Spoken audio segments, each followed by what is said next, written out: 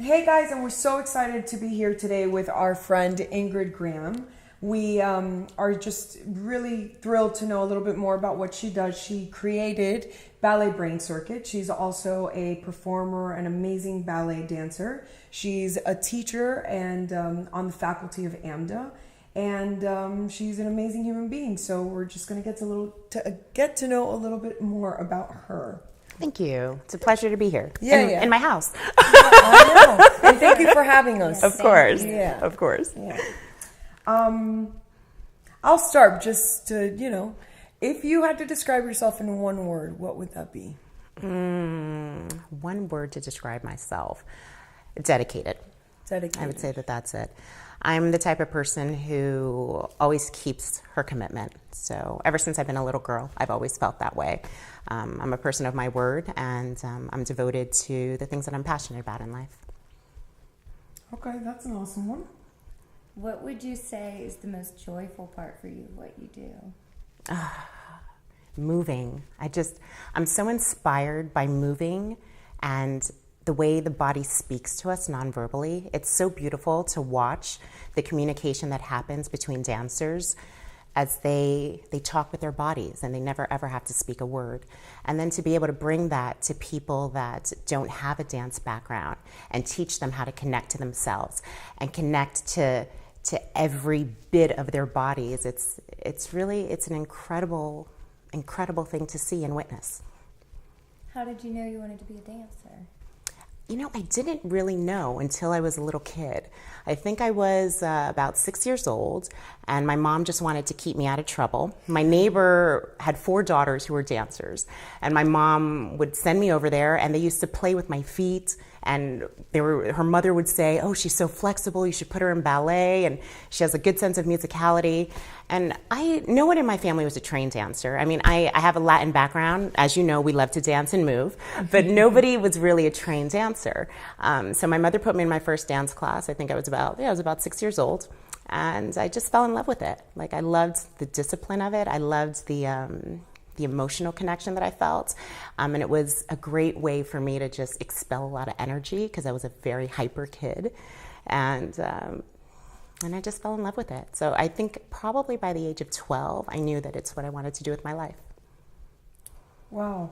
And you've had an amazing career, and it's developed into things that you probably never imagined that it would. Yeah. And so with that being said, what are some of the creative blocks that you've come up against, and how have you maneuvered through them in the best way for yourself? I don't know if I would say that they're blocks per se. I think that the trajectory of my career has taken a different path. From a very young age, I thought that all I wanted to do was dance. I wanted to be a performer my entire life. And then I fell in love with teaching, and I fell in love with creating programs for people that weren't even dancers to help them experience what dance is like. But when I do feel stifled or creatively blocked, I jump around on a trampoline. I know this sounds crazy, but there's something about it that just makes me connect with my little child inside, and I get out of my head, because I think that that's one of the most important things. When we're blocked, we're in our head, and we need to be in our body. So my trampoline is great, and improvising is amazing too. I'll go into my studio, and I'll just start moving. I don't have any mirrors, so there's no judgment. I don't look at myself to see if what I'm doing looks beautiful or if it's appealing. But I'll just move, and I connect to myself, and I find myself unblocked. I absolutely love that. Good. That's amazing. It really is. So when it comes to, the ballet brain circuit that you've developed and teaching, do you feel like there's been hurdles creatively that you've overcome for that sort of for that class in specific program. particular? I think one of the biggest hurdles is ballet. I think it intimidates people. So if someone is a non-dancer and they see ballet in the title, right away they think tutus and point shoes. And I'm like, no, I'm not going to do that to you. Don't worry. That's not what this class is. So I think that could be one of the biggest obstacles, is just making sure that people are open and that they're receptive to a program that's going to enhance their cognitive health and their physical fitness, and just let them explore and see what they can get from that class, how it's going to enrich their lives. Can you tell us a little bit about where that class came from?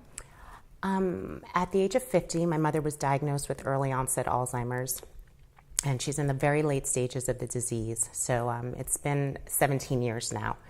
And I can say that in 17 years, there hasn't been a cure, and I haven't seen much progress in terms of what we're going to do to really halt the disease.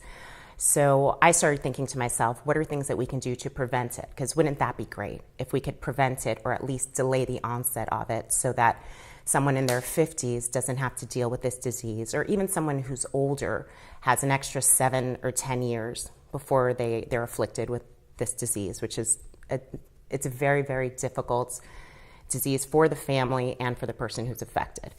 So in my research, I started noticing that there was a trend that exercise would decrease your chances of dementia or any type of degenerative brain disease by 30%.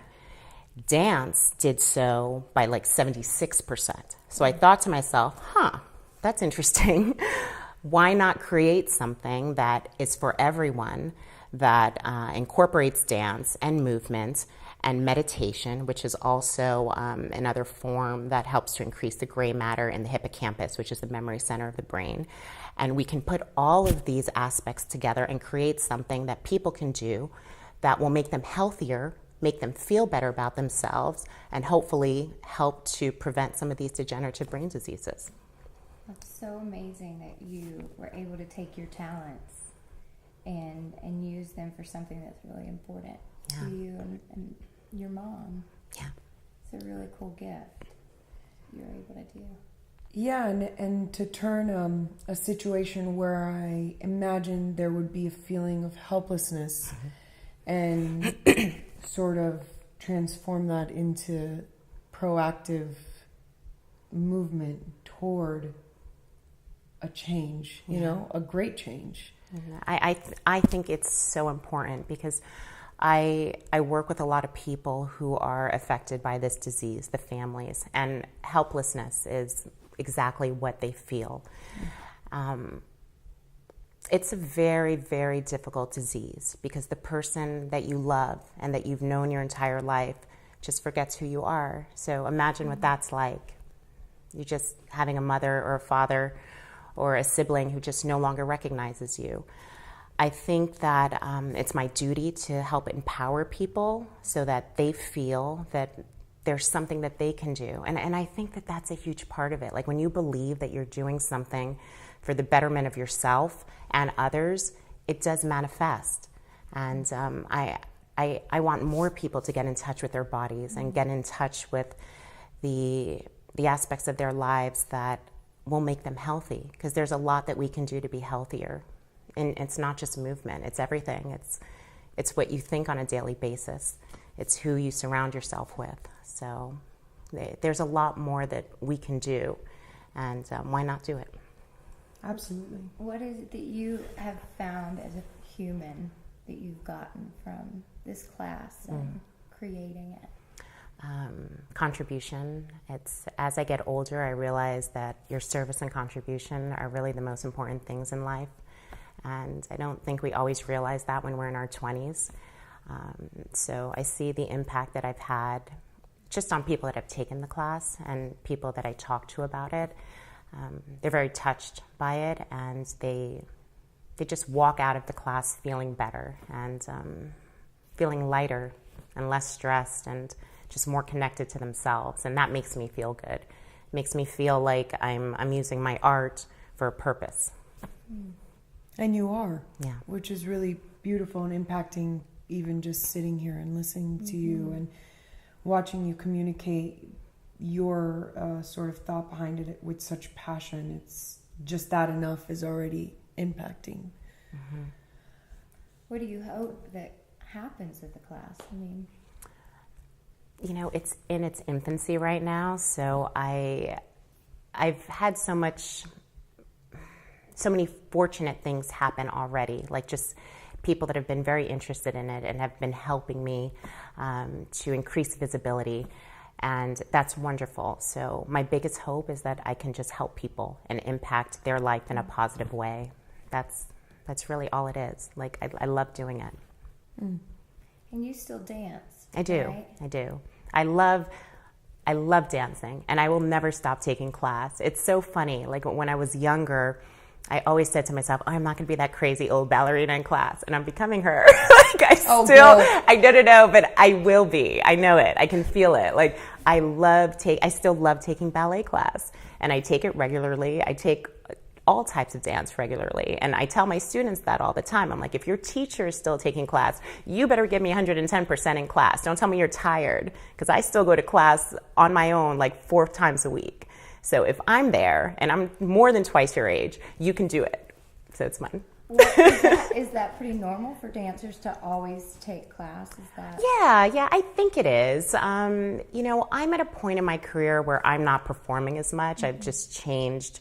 I've transitioned, but I just love it. I really do love it. Some dancers don't love taking class, but I do love it because I constantly like learning, and I feel like as a dancer, you are always learning, and the body's always changing. My body is different now than it was when I was 20 years old, so it's interesting for me to navigate and see like what is new today, what is going to be different in class today, or what is going to be different in my improv or for this performance. So it's always an adventure, and that's what I love. If you could did you have a question? No, go ahead. If you could give advice to someone wanting to become a ballerina, what would you say to them? You have to love it. Like, you really have to do it because you love it. And you have to be prepared. I think that that's one of the things that a lot of dancers in this generation especially forget. Like, they want instant fame, because dance now is very different than it was years ago. It's become much more mainstream, and you can become a dance celebrity now. Whereas years ago, it wasn't about that. Like, ballet was not so mainstream. It was very much had like an elitist quality to it. It wasn't something that everyone was doing. And now it seems that everybody wants to do it.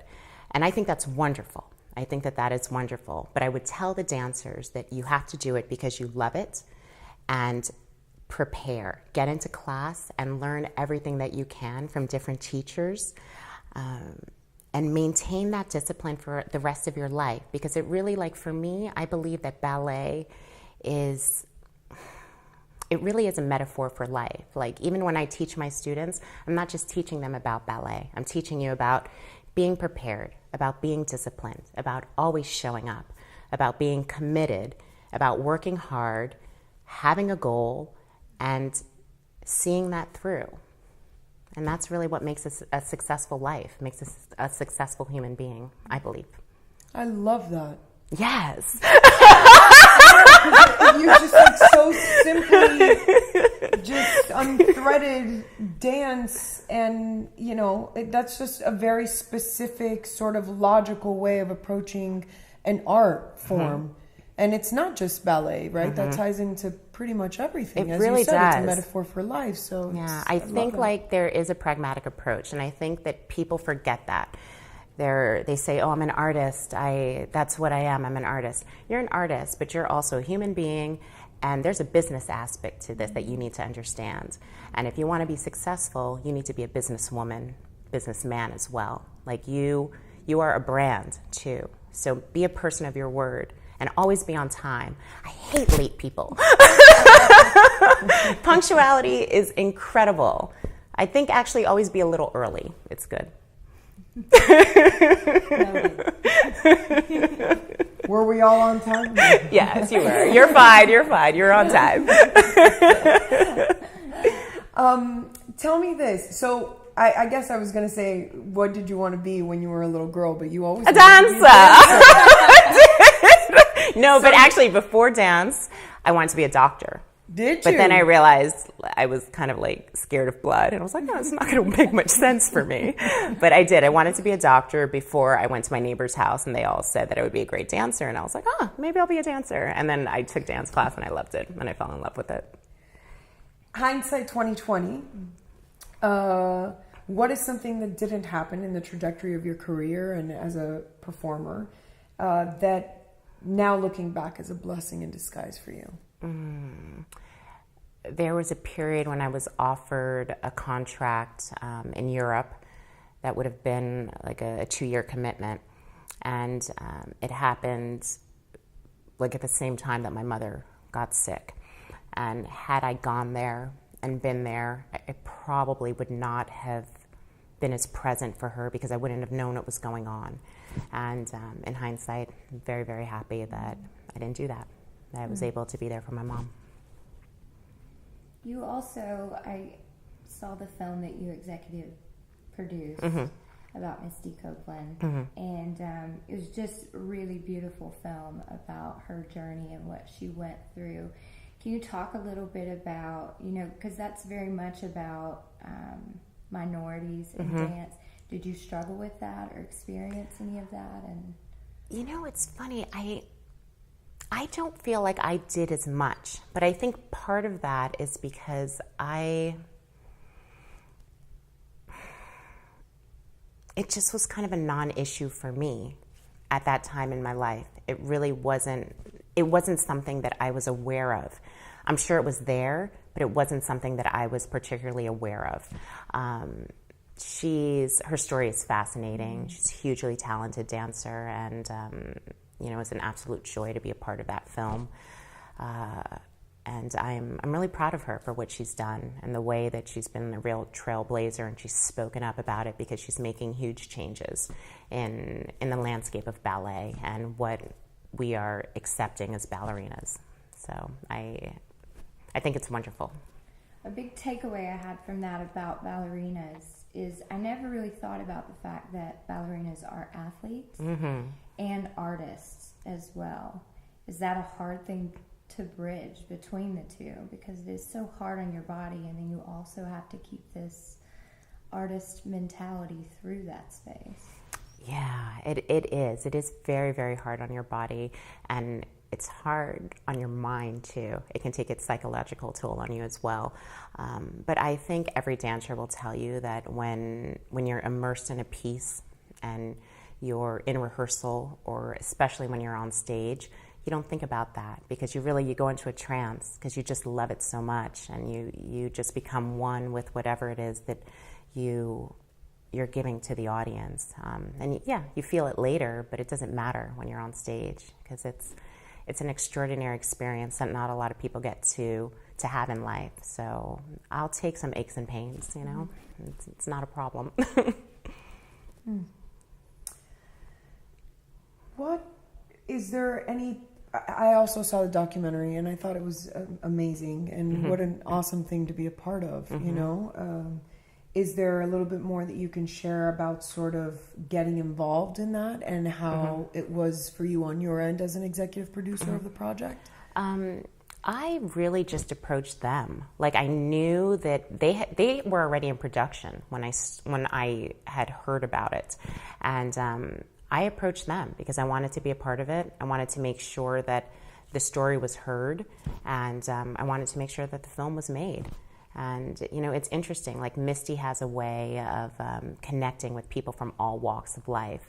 And there's some magic. There's something magical about her. Like, she really does have this magic. So everything just started to come together. Like, the timing was perfect. Like, the Under Armour campaign came along and increased her visibility. She was promoted to principal before the film was released. Time magazine put her on the cover as like Person of the Year. So all of these like coincidences that were just perfectly timed happened before the opening. So it made it the perfect project. Oh, that's amazing. And as a choreographer, how do you sort of find that inspiration? Because as a choreographer, and you know, I'm sure that it's not only just the artistic side of it, but you know, coming up with new ideas and constantly inspiring yourself. How do you sort of approach the inspiration? So many things inspire me. Music inspires me. I find inspiration in nature, and just human connection and literature. So there's so much to pull from in life, you know, and the dancers themselves, you know, I love dancers, so I love to meet them, and I want to hear their story, like know what they're about, and I allow that to inspire me. What is your life motto? Never stop learning. I think that's important. I think sometimes people just give up on learning. It's kind of sad. So I think that you want to make sure that you're always learning, you're always expanding, you're constantly pushing your boundaries, and while you do that, find a way to help someone along the way. And it's from hearing you talk, and I've known you for a while, but I don't think I ever quite understood how many ways you continue to reinvent yourself. And I think some people are lucky to find that first step in their lifetime, and you continue to do it over and over in many different areas. What do you attribute that to? My sense of play. I like to explore and play and try new things, but I always do it within my passions. So I know the things that I'm very passionate about, and I don't really stray from them, but I just expand upon them. Do they find you, or do you seek them? I think I create them. Yeah, I do. I create them. I create my life. I think your life should be a masterpiece, so make it such. Do you have anything else? Gosh, I'm sort of speechless. Yeah. Yeah, because you have this sort of you do have a sense of play, and the energy is playful and fun and lively, but there's also a very sort of grounded, deep, and I can feel the passion, you know, so it's a beautiful mix to have, and I assume that it's what's made you such an amazing dancer and a choreographer and a producer and a teacher, you know. I mean, I remember teachers are just life-changing, right? I remember some of the most impacting teachers in my life, and so that's such a beautiful quality that you bring as a human, as a teacher, as everything that you touch. I'll tell you, of anything that I do, teaching is what I feel the most connected to. I love it. I love teaching. So what are you teaching right now at this moment? Ballet and choreography. And can you say where you teach ballet? Or? At AMDA, College and Conservatory of the Performing Arts. Okay. Yeah. And the classes are the new classes. The Ballet Brain Circuit is open to... We actually, there is no we. I don't know why I said we. I think I have this idea that there's many, because there's many people. You know what? Okay, there will be we, but at the current time, it's me, myself, and I. So I created Ballet Brain Circuit, and it launched at Sony Pictures' wellness program. For their employees, and that's been pretty awesome. So that was the first place. Actually, no, I officially started it at AMDA. I started teaching it for AMDA's fitness schedule, and then after that, we launched at Sony. There I go again with the we. I'm manifesting it. There will be we. It's so funny. Maybe it should be we. You're gonna have to tell me twice. I would love. We love anyway, we'll talk about that later. So it's been a lot of fun, and now I am hopefully will be collaborating with some brands that seem interested in it as well, and I'll also be doing work with the Alzheimer's Association. As you were recently named one of their board members. Yeah, right? Yeah. So I was recently named one of the board of congratulations. Thank you, board of directors for Alzheimer's Greater Los Angeles, which really focuses on funding and programming for the Los Angeles area. That's amazing. I love it. Yeah. Yeah. I'm super excited. So. Yeah, and that would probably definitely allow this class to expand because, you know, that's a community that you want to target. Definitely. And when you were talking about it, I was thinking, as you said, you know, I'm sure the victims, the family of the victims that have to go through this disease feel very helpless. And so when you create such a program, I feel like you're giving them such a voice, and you're able to see people when that's what they've lost from the people they love, you know. Yeah. That just really hit me in my stomach. So that's really beautiful. I also love piggybacking off what you're saying. I love the idea that Alzheimer's is in my family as well.